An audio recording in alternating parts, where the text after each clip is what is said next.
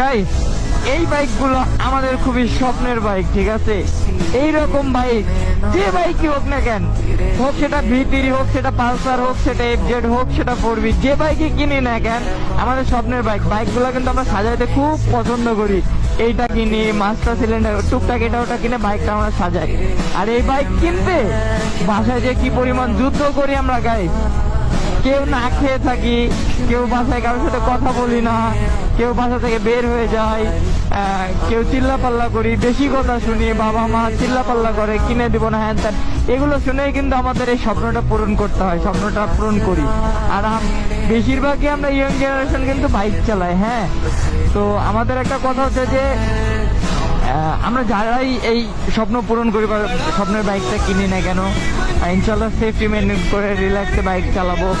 আর আমি সবসময় চাই যে আমাদের ভাইদের, আমার যে ভাইরা আছেন যারা স্বপ্ন পূরণ করতে চান বা বাইক কিনতে চান, সবার স্বপ্ন যেন আল্লাহ তাআলা পূরণ করে। হ্যাঁ, বাট বাসায় নর্মালি বুঝে আপনার বাইকটা কেনার চেষ্টা করবেন। আর এই যে বাইকটা চালাই, নিজের মধ্যে একটা মানে ভাইবস আছে যে না আমি একটা রাইডার, আমি বাইক চালাইতেছি, আমার দিকে মানুষজন তাকাইতেছে, সুন্দর একটা হেলমেট কিনছি। তো এটাই ড্রিম গাইস, ইয়ং জেনারেশন আমাদের এটাই ড্রিম। ইনশাল্লাহ সবার ড্রিম যেন পূরণ হয়। তো সেটাই আমি দোয়া করি। তো ভালো থাকেন, সুস্থ থাকেন, ইনশাল্লাহ দেখা হবে আবার কোনো ভিডিও নিয়ে। টাটা।